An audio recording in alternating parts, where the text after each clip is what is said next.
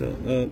Villagers from Mukro, they want to invite you to visit the village and see for yourself as to where the border exactly starts from. So what's your take on it? I have no problem with that, definitely. It's just that I have a large number of programs during this period, and whenever there is going to be a gap, I will definitely go to check that part also, if that's what for the villagers desire.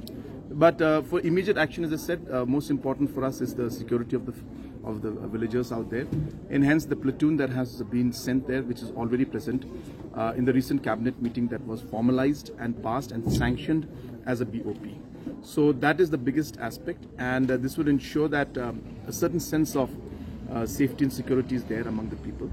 And of course, we're also looking at certain developmental aspects that the people of the area need. All those areas are being examined.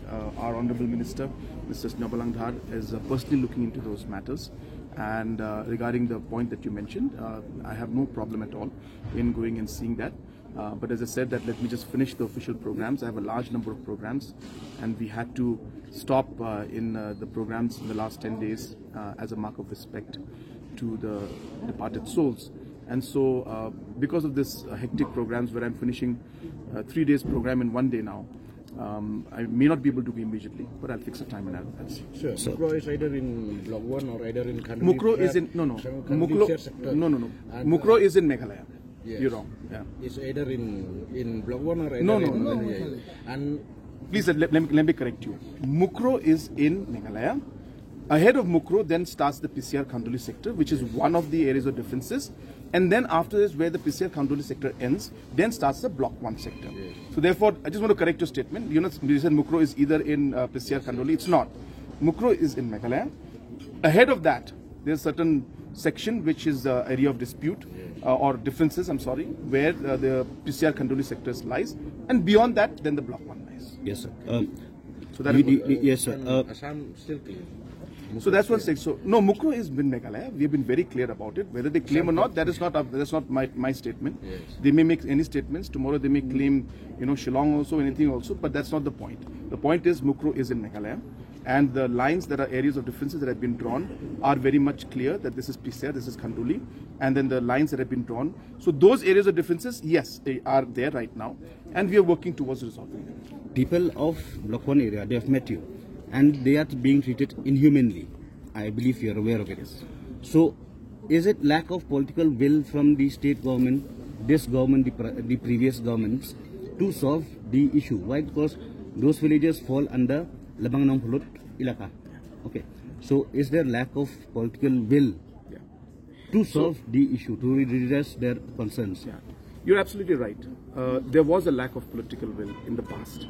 But this NPP-led government maybe is the only government that has got political will.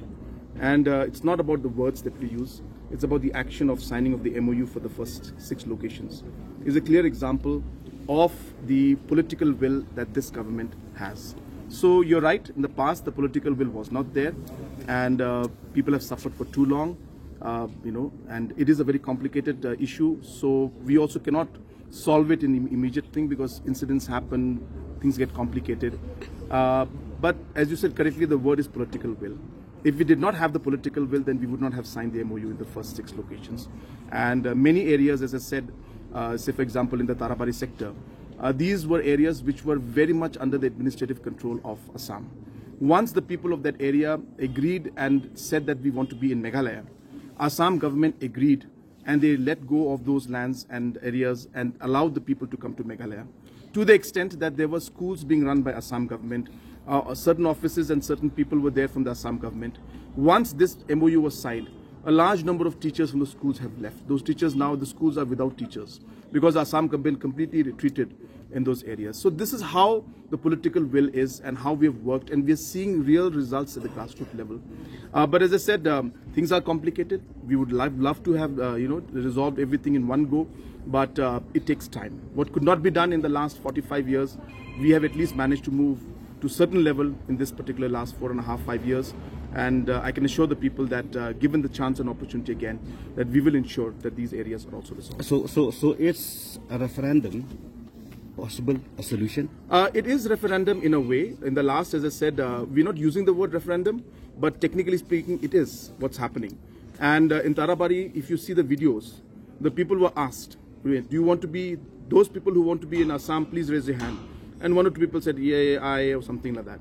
And suddenly when others were, who wants to be in Meghalaya? And suddenly you heard a large crowd say, we want to be in Meghalaya, yes, yes. This is a clear referendum. But of course, there's no voting as such. So you cannot call it a referendum. But we call it people's will. And that's why we've been mentioning that people's will is a very important criteria, which was never discussed in the past.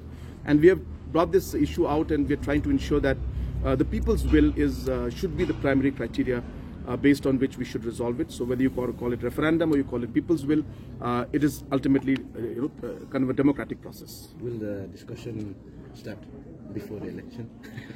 We had wanted to start before election, but as I said, the circumstances have changed right now. And I think we need more confidence building from both sides.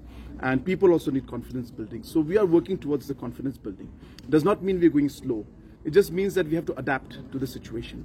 But our commitment remains, and based on the situation, how it unfolds, we will keep pushing and try to move forward in this discussion. Okay, so let's see.